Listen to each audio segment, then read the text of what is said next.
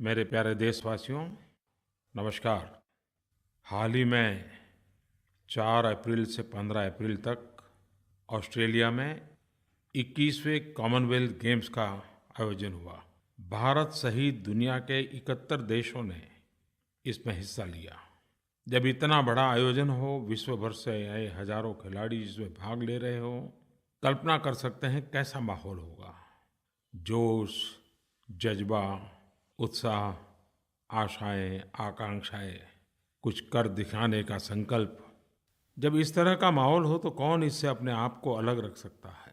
यह एक ऐसा समय था जब देश भर में लोग रोज सोचते थे कि आज कौन कौन से खिलाड़ी परफॉर्म करेंगे, भारत का प्रदर्शन कैसा रहेगा, हम कितने मेडल जीतेंगे।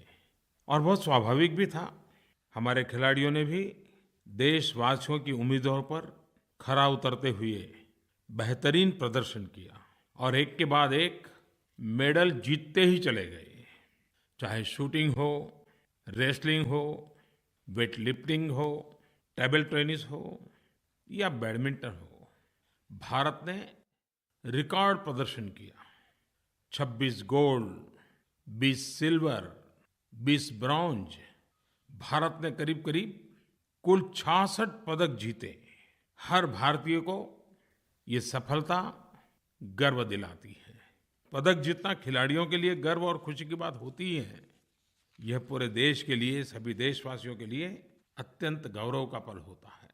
मैच समाप्त होने के बाद जब पदक के साथ भारत का प्रतिनिधित्व करते हुए एथलीट वहाँ पदक के साथ खड़े होते हैं, तिरंगा झंडा लपेटे होते हैं, राष्ट्रगान की धुन बजती है और वो जो भाव होता है संतोष और खुशी का, गौरव का, मान सम्मान का, अपने आप में कुछ खास होता है, विशेष होता है, तन मन को झकझोरने वाला होता है, उमंग और उर्मी से भरा हुआ होता है।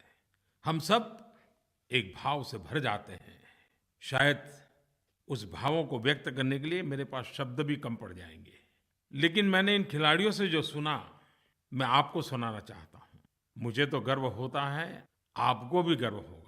मैं मनिका बत्रा, जो कॉमनवेल्थ में 4 मेडल लाई है, 2 गोल्ड, 1 सिल्वर, 1 ब्रॉन्ज। मन की बात प्रोग्राम सुनने वालों को मैं बताना चाहती हूँ कि मैं बहुत खुश हूँ क्योंकि पहली बार इंडिया में टेबल टेनिस इतना पॉपुलर हो रहा है। मैंने अपना बेस्ट टेबल टेनिस खेला होगा, पूरे लाइफ का बेस्ट टेबल टेनिस खेला होगा। जो उससे पहले मैंने प्रैक्टिस करी है उसके बारे में मैं बताऊंगी कि मैंने बहुत अपने कोच संदीप सर के साथ प्रैक्टिस करी है। कॉमनवेल्थ से पहले जो हमारे कैंप्स थे पोर्चुगल में, हमें टूर्नामेंट्स भेजा गवर्नमेंट ने, और मैं थैंक यू गवर्नमेंट को करती हूँ कि उन्होंने इतने सारे इंटरनेशनल एक्सपोजर्स दिए हमें। यंग जनरेशन को बस एक मैसेज दूंगी, कभी गिव अप मत करो, एक्सप्लोर योरसेल्फ। मैं गुरुराज मन की बात प्रोग्राम सुनने वाले को ये बताना चाहता हूँ। 2018 कॉमनवेल्थ गेम मेरा ये मेडल जीतने का सपना था। मैं पहली कॉमनवेल्थ गेम्स में पहले इंडिया को मेडल देके मैं बहुत खुश हूँ। ये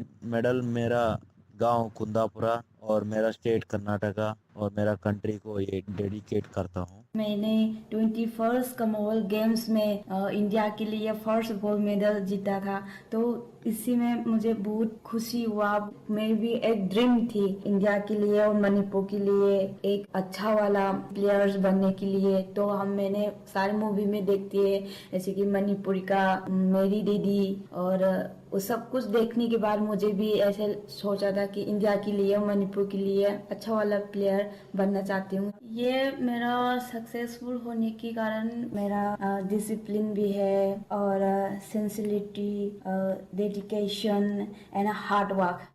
कॉमनवेल्थ गेम्स में भारत का प्रदर्शन बेहतरीन तो था ही, साथ यह विशेष भी था। विशेष इसलिए कि इस बार कई चीजें थी जो पहली बार हुई। क्या आप जानते हैं कि इस बार कॉमनवेल्थ गेम में भारत की तरफ से जितने रेसलर्स थे, सबके सब मेडल जीत के आए हैं। मणिका बत्रा ने जितने भी इवेंट में कॉम्पीट किया, सभी में मेडल जीता। वह पहली भारतीय महिला है जिन्होंने इंडिविजुअल टेबल टेनिस में भी भारत को गोल्ड दिलाया है। भारत को सबसे ज्यादा मेडल शूटिंग में मिले, 15 वर्षीय भारतीय shooter Anish Bhanwala Commonwealth Games में भारत की तरफ से गोल्ड मेडल जीतने वाले यंगेस्ट खिलाड़ी बने। सचिन चौधरी कॉमनवेल्थ गेम्स में मेडल जीतने के लिए एकमात्र भारतीय पैरा पावर लिफ्टर है। इस बार के गेम्स में विशेष इसलिए भी थे कि अधिकतर मेडलिस्ट महिला एथलीट थी। स्क्वाश हो, बॉक्सिंग हो, वेट लिफ्टिंग हो, शूटिंग हो, महिला खिलाड़ियों ने कमाल करके दिखाया। बैडमिंटन में तो फाइनल मुकाबला भारत की ही 2 खिलाड़ियां साइना नेहवाल और पीवी सिंधु के बीच हुआ। सभी उत्साहित थे कि मुकाबला तो है, लेकिन दोनों मेडल भारत को ही मिलेंगे। पूरे देश ने देखा, मुझे भी देख करके बहुत अच्छा लगा। गेम्स में भाग लेने वाले एथलीट देश के अलग अलग भागों से, छोटे छोटे शहरों से आए हैं। अनेक बाधाओं, परेशानियों को पार कर यहाँ तक पहुँचे हैं और आज उन्होंने जो मुकाम हासिल किया है, वे जिन लक्ष्यों तक पहुँचे हैं, उनकी इस जीवन यात्रा में चाहे उनके माता पिता हो, उनके गार्डियन हो, कोच हो, सपोर्ट स्टाफ हो, स्कूल हो, स्कूल के शिक्षक हो, स्कूल का वातावरण हो, सभी का योगदान है। उनके दोस्तों का भी योगदान है, जिन्होंने हर परिस्थिति में उनका हौसला बुलंद रखा। मैं उन खिलाड़ियों के साथ साथ उन सबको भी ढेरों बधाइयाँ देता हूँ, शुभकामनाएं देता हूँ। पिछले महीने मन की बात के दौरान मैंने देशवासियों से, खास करके हमारे युवाओं से फिट इंडिया का आह्वान किया था और मैंने हर किसी को निमंत्रण दिया था, आइए फिट इंडिया से जुड़िए, फिट इंडिया को लीड कीजिए। और मुझे बहुत खुशी हुई कि लोग बड़े उत्साह के साथ इसके साथ जुड़ रहे हैं। बहुत सारे लोगों ने इसके लिए अपना सपोर्ट दिखाते हुए मुझे लिखा है, पत्र भेजे हैं, सोशल मीडिया पर अपना फिटनेस मंत्र फिट इंडिया स्टोरीज भी शेयर की है। एक सज्जन श्रीमान शशिकांत भोसले ने स्विमिंग पूल की अपनी एक तस्वीर शेयर करते हुए लिखा है, my weapon is my body, my element is water, my world is swimming. Ruma Devnath लिखती हैं, मॉर्निंग वॉक से मैं खुद को हैप्पी और हेल्दी महसूस करती हूँ। और वो आगे कहती हैं, for me fitness comes with a smile and we should smile when we are happy. Devnath ji, इसमें कोई संदेह नहीं है कि हैप्पीनेस ही फिटनेस है। धवल प्रजापति ने ट्रैकिंग की अपनी तस्वीर साझा करते हुए लिखा है, मेरे लिए ट्रैवलिंग और ट्रैकिंग ही फिट इंडिया है। यह देख करके काफी अच्छा लगा कि कई जानी मानी हस्तियां भी बड़े रोचक ढंग से फिट इंडिया के लिए हमारे युवाओं को प्रेरित कर रही हैं। सिने कलाकार अक्षय कुमार ने ट्विटर पर एक वीडियो साझा किया है, मैंने भी उसे देखा है और आप सब भी जरूर देखेंगे।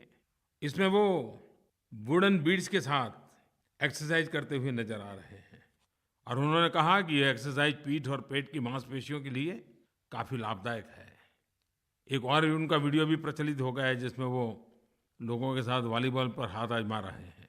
बहुत से और युवाओं ने भी फिट इंडिया एफर्ट्स के साथ जुड़ करके अपने अनुभवों को शेयर किया है।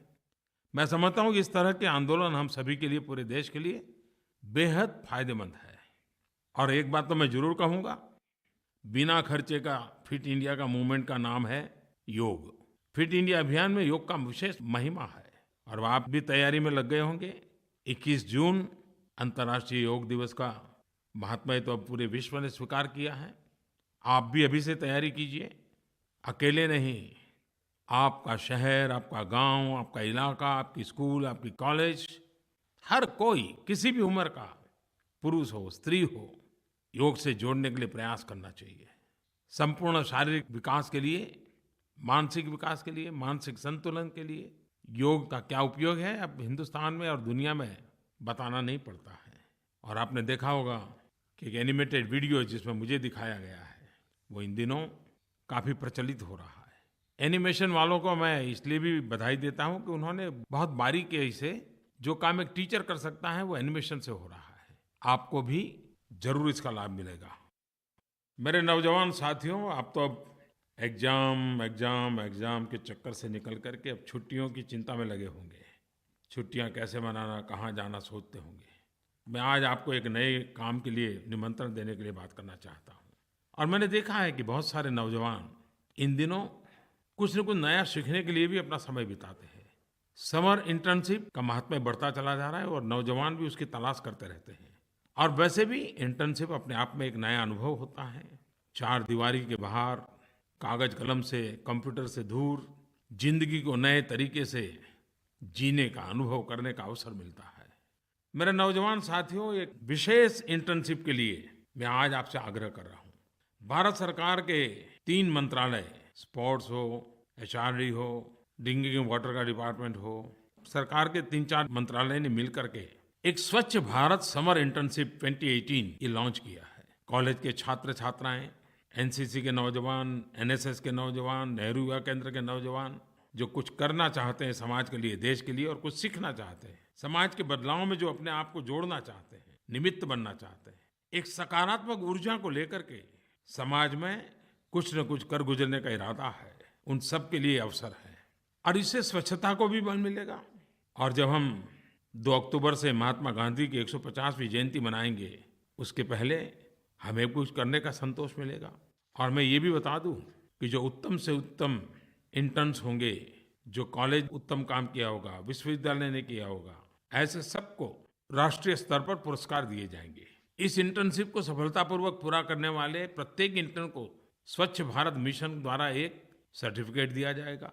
इतना ही नहीं, जो इंटर्न इसे अच्छे से पूरा करेंगे, यूजीसी उन्हें 2 क्रेडिट पॉइंट भी देगा। मैं छात्रों को, छात्राओं को, नौजवानों को फिर एक बार निमंत्रण देता हूं इंटर्नशिप के लिए। आप इसका लाभ उठाएं। आप माईगोव पर जाकर स्वच्छ भारत समर इंटर्नशिप के लिए रजिस्टर कर सकते हैं। मैं आशा करता हूं कि हमारे युवा स्वच्छता के इस आंदोलन को और आगे बढ़ाएंगे। आपके प्रयासों के बारे में जानने के लिए मैं भी इच्छुक हूं। आप अपनी जानकारियां जरूर भेजिए, स्टोरी भेजिए, फोटो भेजिए, वीडियो भेजिए। आइए एक नए अनुभव के लिए इन छुट्टियों को सीखने का अवसर बना दें।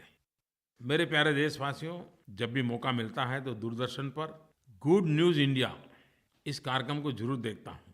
और मैं तो देशवासियों से भी अपील करूंगा कि गुड न्यूज़ इंडिया भी हमने देखना चाहिए।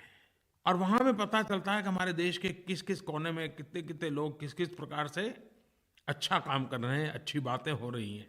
मैंने पिछले दिनों देखा, दिल्ली के ऐसे युवाओं की कहानी दिखा रहे थे जो गरीब बच्चों की पढ़ाई के लिए निस्वार्थ भाव से जुटे हुए हैं।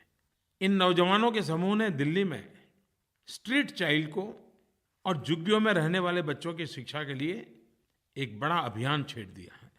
शुरुआत में तो उन्होंने सड़कों पर भीख मांगने वाले या छोटे मोटे काम करने वाले बच्चों की हालत ने उनको ऐसा झकझोर दिया कि वो इस रचनात्मक काम के अंदर खप गए।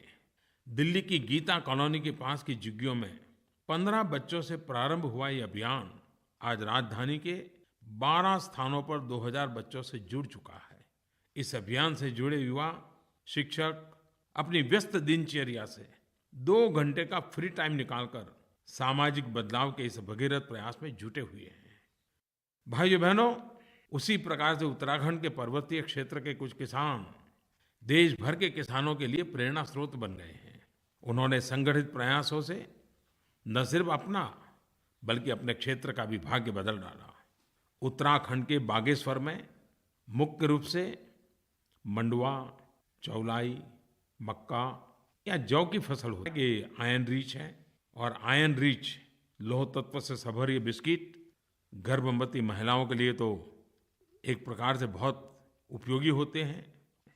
इन किसानों ने मुनार गांव में एक सहकारी संस्था बनाई है और वहां बिस्किट बनाने की फैक्ट्री खोल ली है। किसानों की हिम्मत देखकर प्रशासन ने भी इसे राष्ट्रीय आजीविका मिशन से जोड़ दिया है। ये बिस्किट अब न सिर्फ बागेश्वर जिले के लगभग 50 आंगनवाड़ी केंद्रों में बल्कि अल्मोड़ा और कोसानी तक पहुंचाए जा रहे हैं। किसानों की मेहनत से संस्था का सालाना टर्नओवर न केवल 10 से 15 लाख रुपए तक पहुंच चुका है बल्कि 900 से अधिक परिवारों को रोजगार के अवसर मिलने से जिले से होने वाला पलायन भी रुकना शुरू हुआ है। मेरे प्यारे देशवासियों, जब हम सुनते हैं कि भविष्य में दुनिया में पानी के लेकर के युद्ध होने वाले हैं, हर कोई ये बात बोलता है, लेकिन क्या हमारी कोई जिम्मेवारी है? क्या हमें नहीं लगता है कि जल संरक्षण ये सामाजिक जिम्मेवारी होनी चाहिए, हर व्यक्ति की जिम्मेवारी होनी चाहिए? बारिश की एक एक बूंद हम कैसे बचाएं। और हम में से सबको पता है कि हम भारतीय के दिल में जल संरक्षण ये कोई नया विषय नहीं है, वो किताबों का विषय नहीं है, भाषण का विषय नहीं रहा। सदियों से हमारे पूर्वजों ने इसे जी करके दिखाया है। एक एक बूंद पानी के महात्म्य को उन्होंने प्राथमिकता दी है। उन्होंने ऐसे नए नए नए उपाय ढूंढे हैं कि पानी की एक एक बूंद को कैसे बचाया जाए। आप में से शायद जिन लोगों को तमिलनाडु में जाने का अवसर मिलता होगा, तो तमिलनाडु में कुछ मंदिर ऐसे हैं कि जहाँ मंदिरों में सिंचाई व्यवस्था, जल संरक्षण व्यवस्था, सूखा प्रबंधन, इसके बड़े बड़े शिलालेख मंदिरों में लिखे गए हैं। मन्नार कोविल, चेरान महादेवी, कोविलपट्टी या पुडुकोट्टई हो, सब जगह पे बड़े बड़े शिलालेख आपको दिखाई देंगे। आज भी विभिन्न बावड़ियां, स्टेप वेल्स पर्यटन स्थल के रूप में तो परिचित है, लेकिन ये न भूलें कि ये जल संग्रह के बड़े हमारे पूर्वजों के अभियान के जीते जागते सबूत है। गुजरात में अडालज और पाटन की रान की वाव, जो एक यूनेस्को वर्ल्ड हेरिटेज साइट है, इनकी भव्यता देखते ही बनती है। एक प्रकार से बावड़ियां जल मंदिर ही तो है। अगर आप राजस्थान जाएं तो आप जोधपुर में चांद बावड़ी जरूर जाइएगा। यह भारत की सबसे बड़ी और सबसे खूबसूरत बावड़ी में से एक है। और सबसे ध्यान देने वाली बात यह है कि यह उस धरती पर है जहाँ पानी की किल्लत रहती है। अप्रैल, मई, जून, जुलाई ये समय ऐसा होता है कि वर्षा के पानी को संग्रह करने का उत्तम अवसर होता है। और अगर हम एडवांस में जितनी तैयारियां करें, उतना हमें फायदा मिलता है। मनरेगा का बजट भी इस जल संरक्षण के लिए काम आता है। पिछले 3 वर्षों के दौरान जल संरक्षण और जल प्रबंधन की दिशा में हर किसी ने अपने अपने तरीके से प्रयास किए हैं। हर साल मनरेगा बजट से हटकर जल संरक्षण और जल प्रबंधन पर औसतन 32,000 करोड़ रुपए खर्च किए गए हैं। 2017-18 की बात करें तो मैं 64,000 करोड़ रुपए के कुल व्यय का 55% यानी करीब करीब 35,000 करोड़ रुपए जल संरक्षण जैसे कामों पर खर्च किए गए हैं। पिछले 3 वर्षों के दौरान इस तरह के जल संरक्षण और जल प्रबंधन उपायों के माध्यम से करीब करीब 150 लाख हेक्टेयर भूमि को अधिक मात्रा में लाभ मिला है। जल संरक्षण और जल प्रबंधन के लिए भारत सरकार के द्वारा जो मनरेगा में धनराशि मिलती है, कुछ लोगों ने इसका बहुत अच्छा फायदा उठाया है। केरल में कुट्टेमपेरूर उस नदी पर 7,000 मनरेगा के काम करने वाले लोगों ने 70 दिनों तक कड़ी मेहनत करके उस नदी को पुनर्जीवित कर दिया। गंगा और यमुना पानी से भरी हुई नदियां हैं, लेकिन उत्तर प्रदेश में कोई और इलाके भी हैं। जैसे फतेहपुर जिला का ससुर खदेरी नाम की 2 छोटी नदियां सूख गई। जिला प्रशासन ने मनरेगा के तहत बहुत बड़ी संख्या में मिट्टी और जल संरक्षण के कार्य का बीड़ा उठाया। करीब करीब 40-45 गांवों के लोगों की मदद से इस ससुर खदेरी नदी जो सूख चुकी थी, उसको पुनर्जीवित किया। पशु हो, पक्षी हो, किसान हो, खेती हो, गांव हो, कितनी बड़ी आशीर्वाद भरी ये सफलता है। मैं यही कहूँगा कि फिर एक बार अप्रैल, मई, जून, जुलाई हमारे सामने है। जल संचय, जल संरक्षण के लिए हम भी कुछ जिम्मेवारी उठाएं, हम भी कुछ योजना बनाएं, हम भी कुछ करके दिखाएं। मेरे प्यारे देशवासियों, जब मन की बात होती है तो मुझे चारों तरफ से संदेश आते हैं, चिट्ठियाँ आते हैं, फ़ोन आते हैं। पश्चिम बंगाल के उत्तर 24 परगना जिले के देवी तौला गांव के आयन कुमार बनर्जी ने माय गॉव पर अपने कमेंट में लिखा है, हम हर वर्ष रविंद्र जयंती मनाते हैं, लेकिन कई लोग नोबेल पुरस्कार विजेता रविंद्रनाथ टैगोर की पीसफुली, ब्यूटीफुली और इंटीग्रिटी के साथ जीने की फिलॉसफी के बारे में जानते ही नहीं हैं। कृपया मन की बात कार्यक्रम में इस विषय पर चर्चा करें ताकि लोग उसके बारे में जान सकें। मैं आयन जी को धन्यवाद देता हूं कि आपने मन की बात के सभी साथियों का ध्यान इस ओर आकर्षित किया। गुरुदेव टैगोर ज्ञान और विवेक से संपूर्ण व्यक्तित्व वाले थे, जिनकी लेखनी ने हर किसी पर अपनी अमिट छाप छोड़ी। रविंद्रनाथ एक प्रतिभाशाली व्यक्तित्व थे, बहुआयामी व्यक्तित्व थे, लेकिन उनके भीतर एक शिक्षक हर पल अनुभव कर सकते हैं हम। उन्होंने गीतांजलि में लिखा, ही who has the knowledge has the responsibility to impart it to the students. अर्थात जिसके पास ज्ञान है उसकी यह जिम्मेदारी है कि वह उसे जिज्ञासुओं के साथ बांटे। मैं बांग्ला भाषा तो नहीं जानता हूँ, लेकिन जब छोटा था तो मुझे बहुत जल्दी उठने की आदत रही बचपन से, और पूर्वी हिंदुस्तान में रेडियो जल्दी शुरू होता है, पश्चिम हिंदुस्तान में देर से शुरू होता है। तो सुबह मोटा मोटा मुझे अंदाज़ है शायद 5:30 बजे रविंद्र संगीत प्रारंभ होता था रेडियो पर, और मुझे उसकी आदत थी। भाषा तो नहीं जानता था, सुबह जल्दी उठ कर के रेडियो पर रविंद्र संगीत सुनने की मेरी आदत हो गई थी।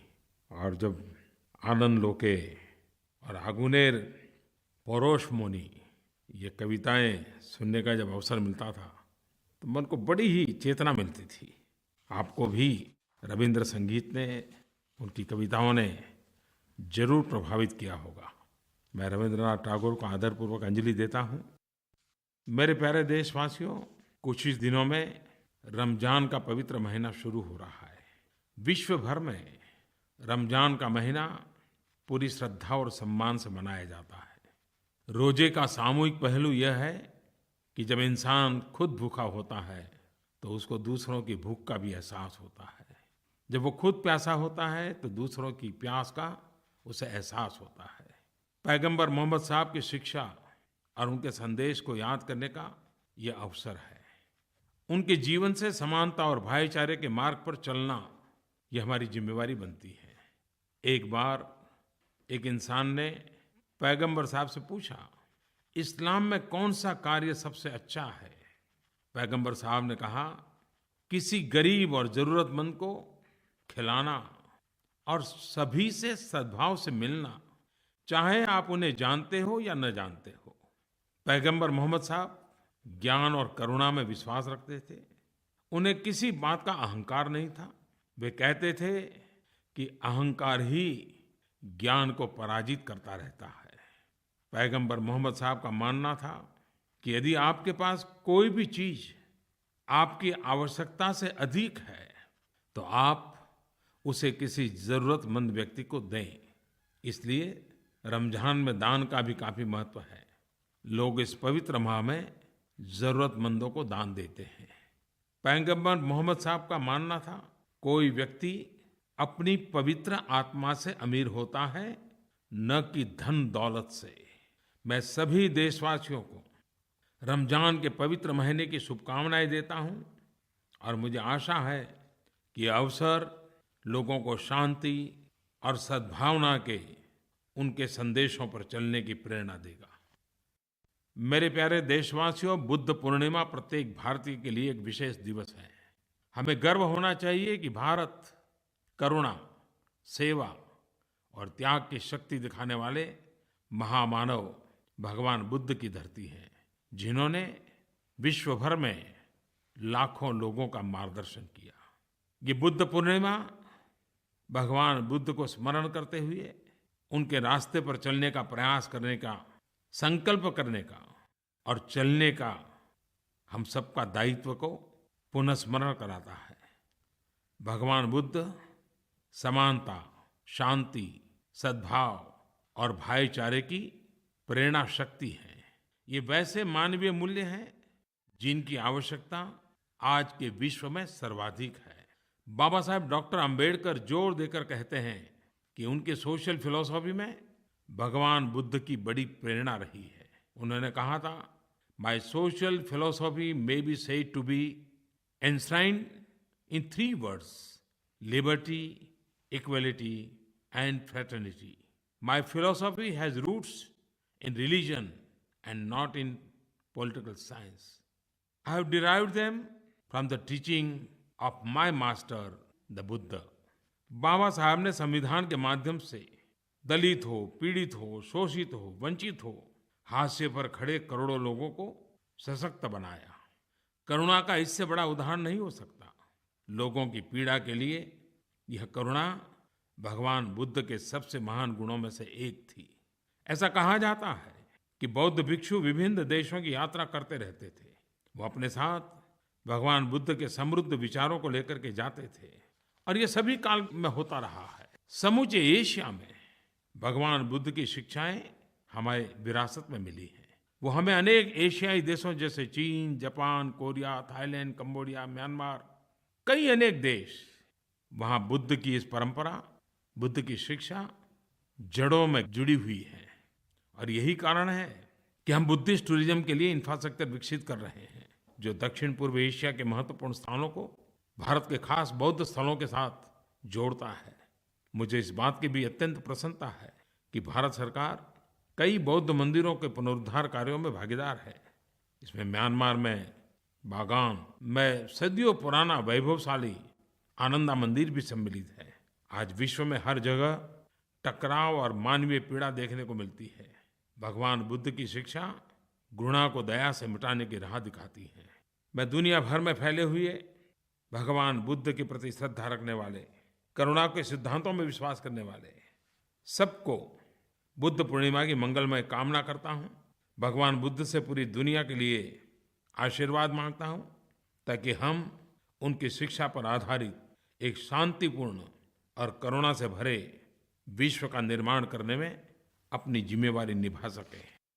आज जब हम भगवान बुद्ध को याद कर रहे हैं, आपने लाफिंग बुद्धा की मूर्तियों के बारे में सुना होगा, जिसके बारे में कहा जाता है कि लाफिंग बुद्धा गुड लक लाते हैं।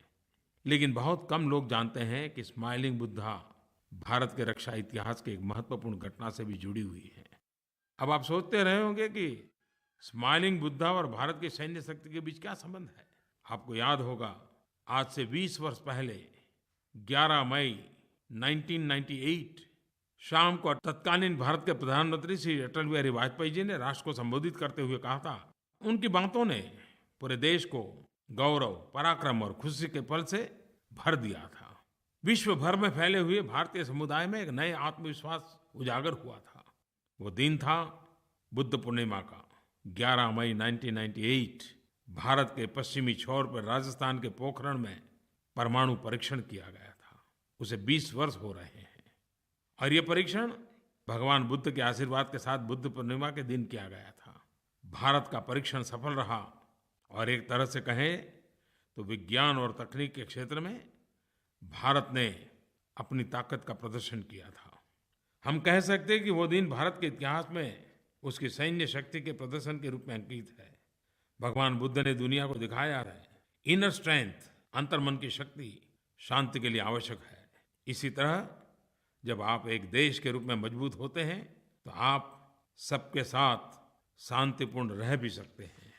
मई 1998 का महीना देश के लिए सिर्फ इसलिए महत्वपूर्ण नहीं है इस महीने में परमाणु परीक्षण हुए, बल्कि वो जिस तरह से किए गए थे वो महत्वपूर्ण है।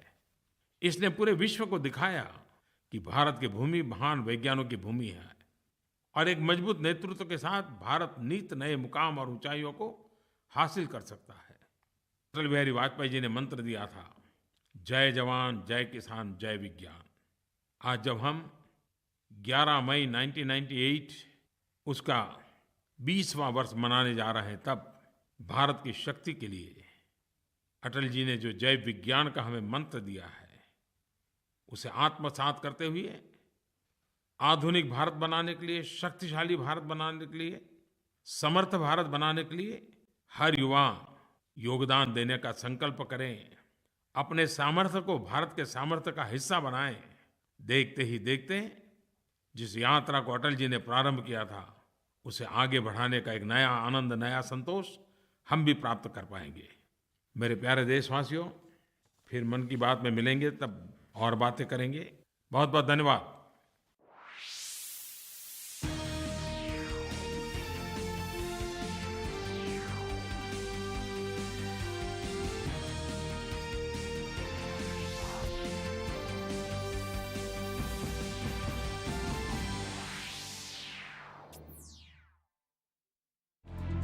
नई सोच और अलग नजरिए के साथ स्वच्छता की ओर बढ़ते कदम।